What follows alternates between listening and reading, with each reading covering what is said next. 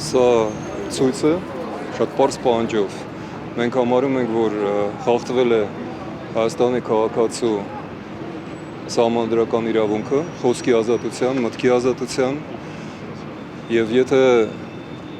վարչապետի հետ խոսակցության արդյունքում,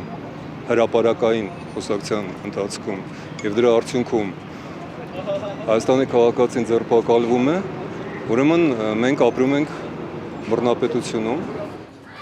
Ես Արտուրին ճանաչել եմ, ինքը դեռ Արցախում էր շատ ակտիվ գործունեություն ծավալում, Արտուրը առաջին մարդն էր, որը որ կոռուպցիայի դեմ էր խոսում, այն ժամանակ ինքը պայքարում էր Բակո Սահակյանի իշխանությունների դեմ, հետո Արայիկ Հարությունյանի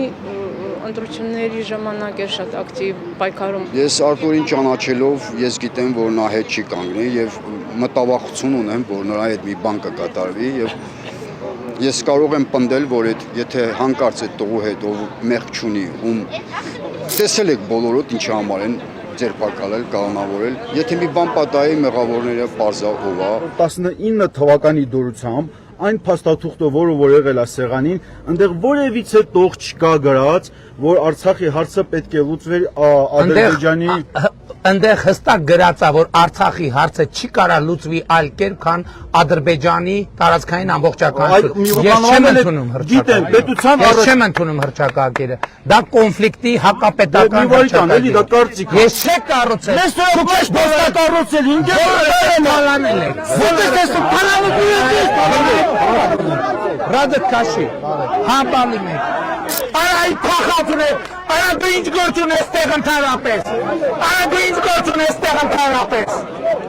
Ինչու են Արտուրին բանտարկել, որովհետև ինքը բարձրացել է հարցեր, որոնք երևի անհարմար էին, բայց այդ հարցերը մենք բոլորս ենք տալիս, մենք բոլորս ուզում ենք իմանանք ինչ է կատարվել։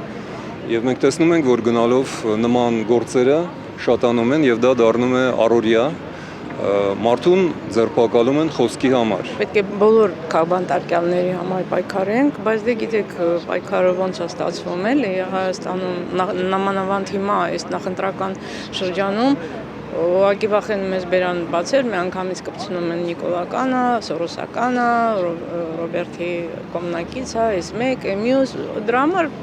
ասենք, մեզ համար ընդհանրապես շատ դժվար է արցախցիների համար։ Եթե մենք սկզբից ինչ-որ ձևով կարողանում ենք մեր հարցերը բարձրացնեինք, հիմա մեզ համար ավելի է դժվարացել, որովհետև էլի եմ ասում, կամ կպցնում են ինչ-որ պիտակներ են կպցնում, ու ես չեմ ասում արդեն պետական մակարդակով այդ ատելության քարոզը, որը որ մեր հանդեպ կատարվում է։ Ինչու այստեղ չկան իրենց ժողովրդավար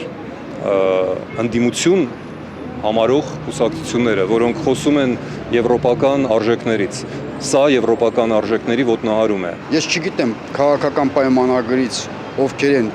պատերազմին մասնակցել, բայց պատկերացրեք մի բան, որ ինչ որ մեկը դուրս գա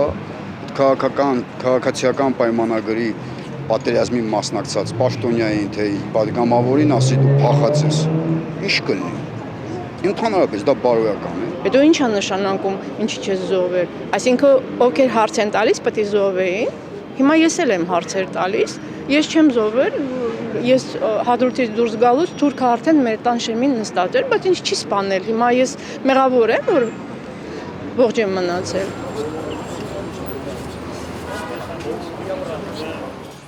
Մենք այլևս ժողովրդավարություն չենք։ Ժողովրդավարությունը դա համակարգ է, որտեղ գործադիր, օրենսդիր եւ դատական իշխանությունները առանձնացված են։ Մենք տեսնում ենք, որ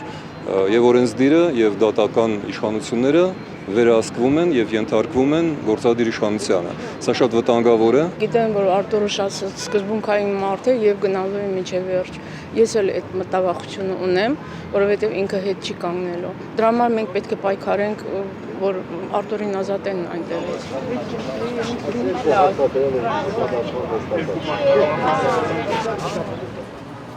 7-րդ փորձ է։